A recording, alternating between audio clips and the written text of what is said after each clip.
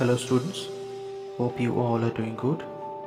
Okay, today we'll begin the first chapter of physics of your class, that is class 9, and the name of the chapter is measurement and experimentation. And under this chapter the first section is system of unit and units in SI system. Okay, so before beginning this chapter, first we need to understand what actually measurement is. Okay, you all are familiar with the term measurement, and we actually need measurement not only in physics but in every aspect of life. Everywhere, if you even go to a shop to buy something, you need to measure it perfectly, right? Whatever you are buying, you need to measure it. Okay, and even if you are going to the bank, you need to measure it. And what do you measure? You count the notes. You count the notes and you measure the amount of money. And whenever someone is suppose making a road, there is also measurement is necessary. Whenever someone is building a house, measurement is necessary. And even if you are cooking something, whenever someone cooks something, each and everything need to be measured perfectly, right? To make it tasty and to make it more delicious, we have to measure the each and everything perfectly. All the masalas, all the things that we are using, all the substances we are using for cooking, we need to measure it perfectly. So not only in physics but in every aspects of life, everywhere you look, you will find something is being measured. Okay, so how do we actually measure things?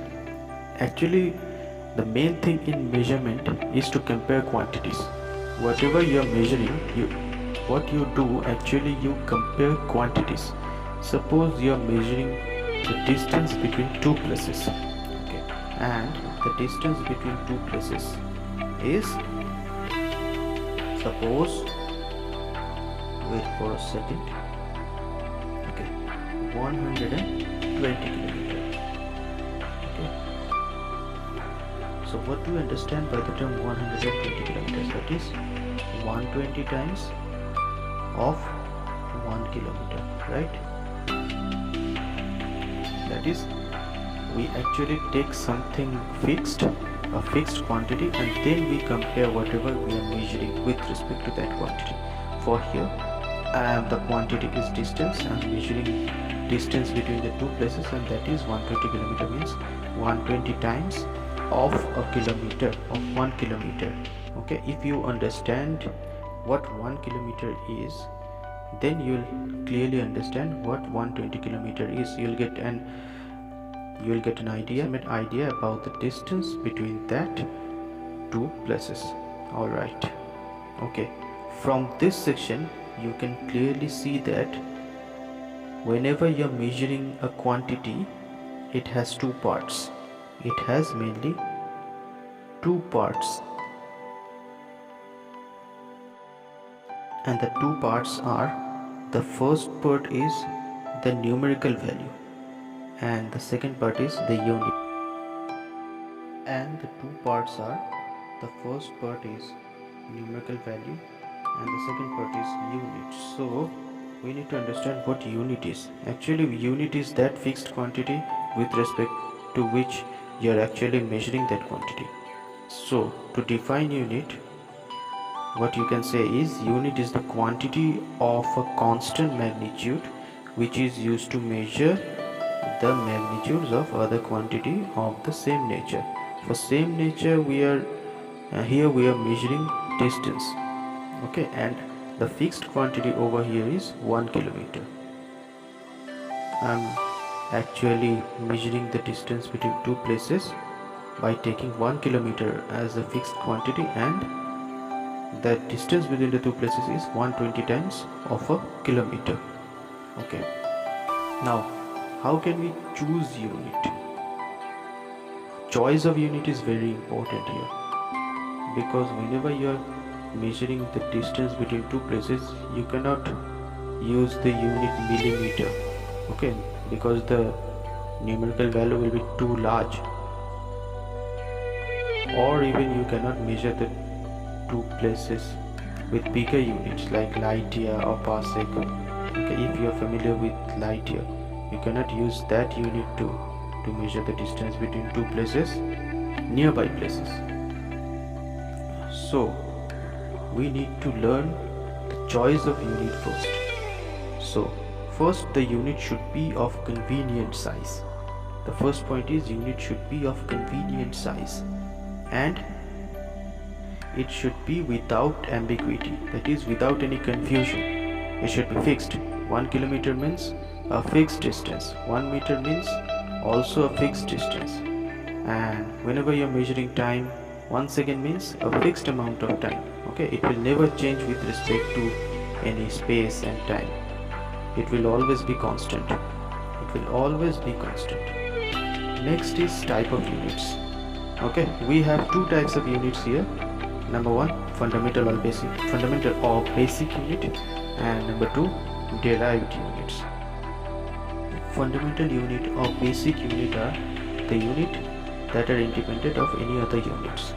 The fundamental units are the unit of length, unit of mass, unit of time, unit of temperature. These all units are independent of other units. Okay, these are called the fundamental or basic units. And what derived units are? Derived units are opposite to the fundamental units. That means that are actually dependent units. That units those depend on other unit, mainly fundamental unit, are known as derived unit. Okay, so example of fundamental unit is unit of length. What is unit of length? The basic unit that we actually mostly use is meter. Then unit of time, we use second or minute or whatever it is, and then unit of mass. For unit of mass, mostly we use kg or gram, right? Okay, these are fundamental unit or basic unit. And for derived unit, we have unit of area. Unit of area, that is meter square. Unit of volume, that is meter cube. Unit of density, that is gram per cubic centimeter. Gram per cubic centimeter or kg per meter cube. Most of the unit that we actually use are derived ones. You can clearly see that. Okay, there are also another units like unit of speed, unit of acceleration. These are all example of derived unit. Next, we need to learn about system of unit. For system of unit, we have three systems here, that is CGS system, another one is FPS system, and the third and the final one is SI system, also known as MKS system or metric system. Okay, the first one I mentioned about CGS. C stands for centimeter. That means we take the unit of length as centimeter. G stands for gram. That means we take the unit of mass as gram. And S stands for second. That is the three fundamental units, length, mass and time. We take length as centimeter, mass as gram, and time as second. This is called the CGS system or the French system. And the next one is the SI system. The next one is FPS system. FPS. The unit of length is measured as foot, the unit of mass is measured as pound, and the unit of time is measured as second. And the next system of unit is MKS system. Wait for a second. The next type is MKS.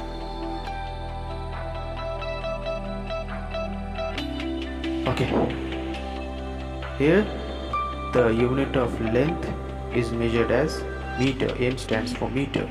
K stands for kilogram, that means the unit of mass is measured in kilogram. And S stands for second, that is the unit of time is measured in second. So for all the three systems, one unit is common here, that is unit of time. In each and every system, the unit of time is taken as second. These are the three main systems that we actually use whenever we are taking a unit to measure some quantity. For most of the cases, we actually use the SI system or the MK system. Okay, let's learn some basic units in SI system. The unit of temperature measured in SI system is Kelvin. K stands for Kelvin. Electric current is measured in ampere. Amount of substance is measured in mole. Angle is measured in radian. And solid angle, you are not quite familiar with the term solid angle, you will learn it, is measured in steradian. STRD. Excuse me for my terrible handwriting, I'm apologizing again. Okay, next is use of prefix in a unit. It is the most important part. According to me, it is the most important part that you have to learn whenever you're learning about units. The use of prefixes. You all are familiar with some prefix, that is kilo, hecto, deca, deci, centimilli. These are all the prefixes. Let's see some common prefixes that we use. You all are familiar with these prefixes, that is, first one is deci, then centi, then milli. The new ones are you are not familiar are micro, nano, pico, femto. These all prefixes are used for smaller measurement, right? Like deci, centi, centimeter. If you add meter after the prefixes, all will express the units of length.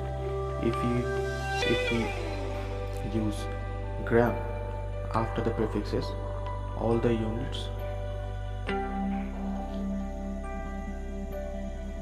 will express mass of the objects, smaller masses. Okay, let's see these units, these prefixes nano, pico, femto, micro. These are used for smaller measurement, like if you are measuring length, distance between two molecules, distance between two atoms. These prefixes are being used. Okay, now let's see some prefixes that are used for bigger units. These are the prefixes that we use for bigger units: deca, hecto, kilo, and then new ones are mega, giga, tera, peta, and so on. Okay, the meaning is being written in this section. You can clearly see that.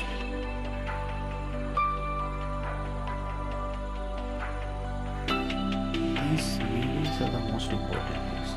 Suppose you are measuring length in meter, then decameter will be 10 times of a meter, hectometer will be 100 times of a meter, kilometer will be 1000 times of a meter. You know that 1 kilometer equal to 1000 meter. And then 1 megameter.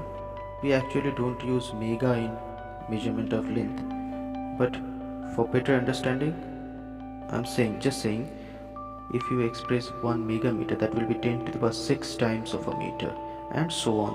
So this is how these prefixes are used. And earlier I forgot to mention about the meanings of the prefixes that we actually use for smaller unit. If you are measuring smaller lengths, then deci. Deci means 1/10 of a meter. Centimeter. Centimeter means 1 by 100 time of a meter. Millimeter means 1 by 1000 time of a meter. And then you have micro, nano. 1 micrometer equal to 10 to the power 6 meter. 1 nanometer will be equal to 10 to the power minus 9.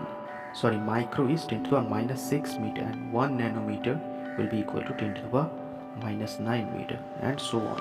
So this is how we actually use the prefixes to express bigger units and smaller units. Next we have specifically units of length. So the mostly used unit of length, that is the standard unit of length, is meter.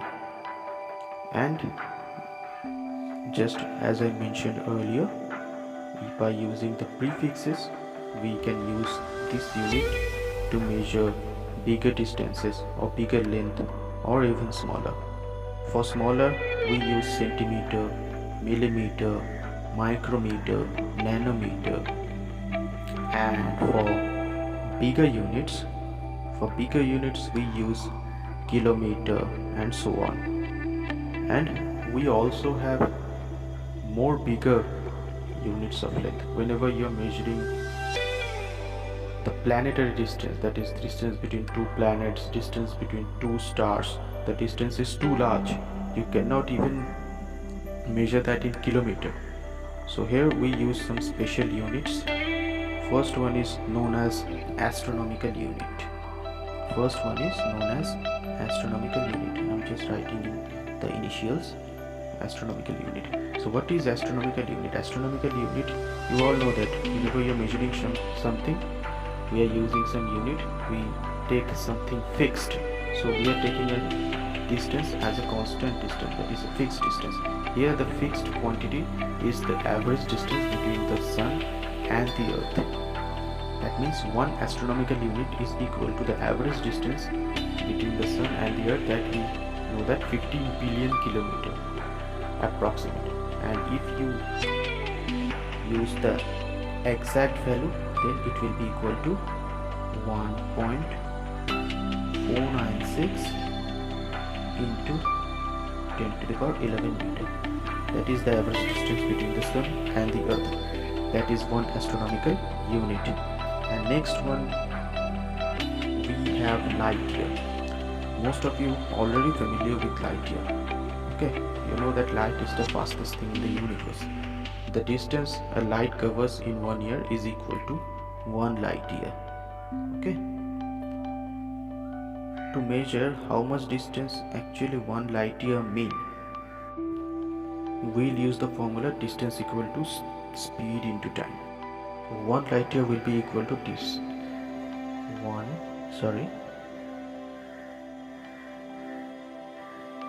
the distance that light covers in 1 year.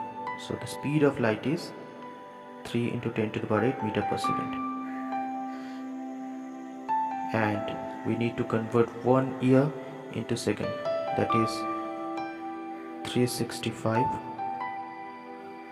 multiplied by days, that is 24 hours makes a day, and then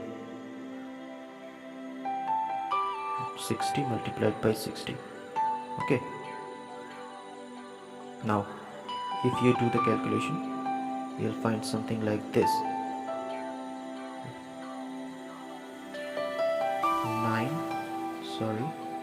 9.46 into 10 to the power 15 meter. 1 lighter equals to this amount of meter, that is 9.46 into 10 to the power 15 meter.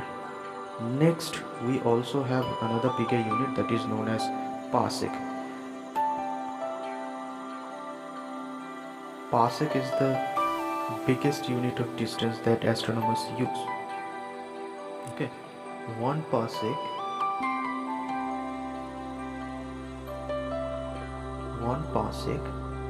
is equal to 3.26 light year. That means the distance light travels in almost 3.3 year is equal to 1 parsec, a pretty big unit. Parsec is the combination of two simple words, parallax and arc second. Okay, next we'll learn about the smaller units. Smaller unit I have already mentioned about the nanometer, millimeter, micrometer and so on.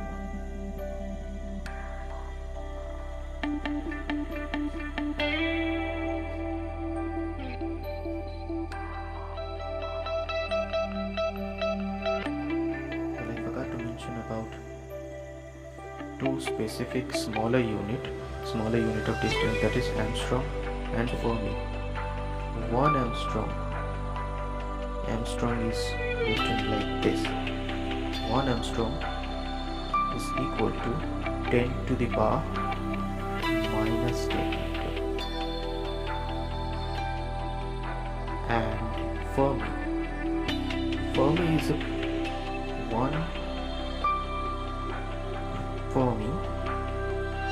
is equal to 10 to the power minus 15 part of a meter, that is 10 to the power minus 15 meter. Okay, these were all the units of length. Next we'll learn about the units of mass. So the bigger unit of mass are kilogram, quintal, metric ton, etc. etc. You know about the kilogram, right? But you're not familiar with quintal and metric ton, so let's learn it. 1 quintal, I'm just writing the initial here. 1 quintal is equal to 100 kg. These are the bigger units of mass. And next, metric ton. 1 metric ton, I'm just writing the initials, excuse me for that. 1 metric ton is equal to 1000 kg. That is 10 quintal. Now if you want to measure the smaller masses, you'll use milligram or gram.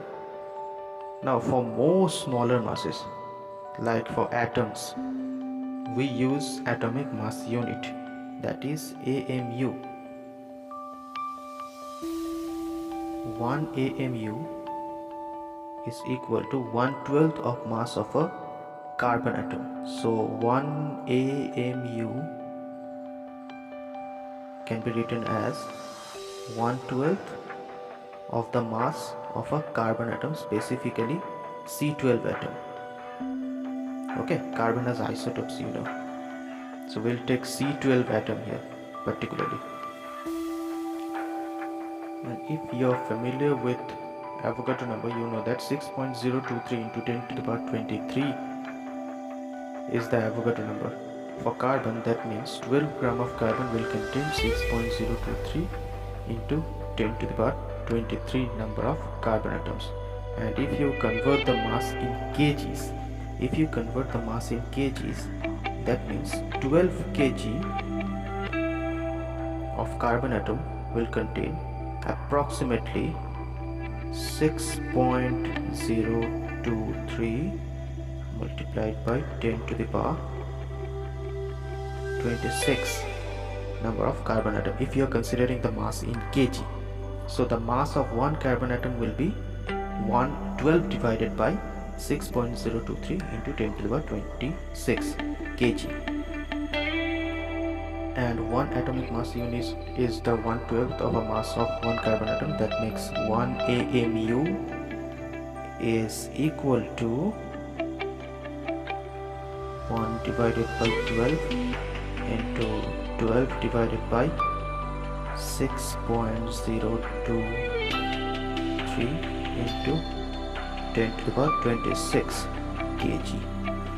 Okay, if you calculate this, you'll find something like this: 1.66 into 10 to the power minus 27 kg.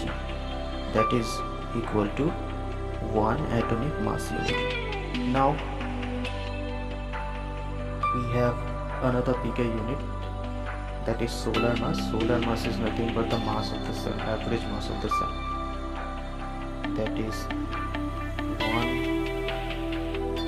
solar mass will be equal to 2 into 10 to the power 30 kg. This is the average mass of sun, 2 into 10 to the power 30 kg. Okay, that concludes the almost basic units that we use to measure mass. Next we have unit of time. Okay, the mostly used unit of time in physics is second. Now we have bigger unit like minute, hour, day, month. These are all bigger units. We also have lunar month, year, leap year, decade, century and millennium. These are the mostly used units of time. Okay, you all are familiar with minute, hour, day, month. Now what lunar month is? Lunar month is a time gap between two consecutive full moons that is approximately equal to 29 days. Next is year, you all are familiar with year. And finally we have leap year, and leap year you are all familiar with leap year. And then you have decade, all know that a decade is equal to 10 year, and century which is equal to 100 year. And next we have millennium. Millennium means 1,000 year. These are all the units of time. Next you have some basic guidelines that you have to follow while you are writing the units. The first guideline that you have is whenever a unit is named after a scientist, whenever a unit is named after a scientist, such as unit of force, Newton, and unit of power, Watt, you have to write the first letter in capital. You have to write the first letter in capital. That means whenever you are writing Newton, you have to write it like this. Whenever you are writing Watt, you have to write this.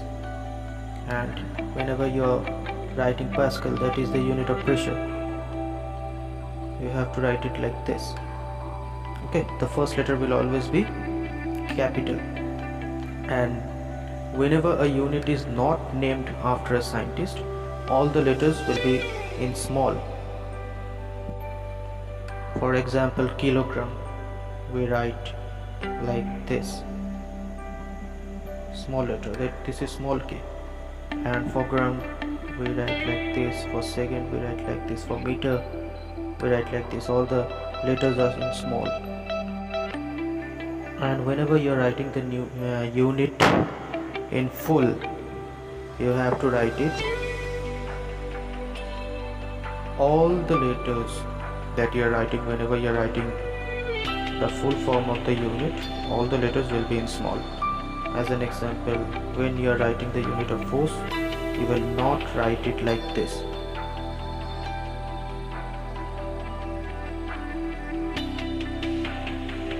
This is actually wrong method. You will write it like this. Okay. And another thing that you all know, whenever we are writing a unit which is made up of two units, like unit of torque, that is moment of force, which is written as either like this, leave a space between the two units, or like this, or just put a dot between the two units. Newton meter, sorry.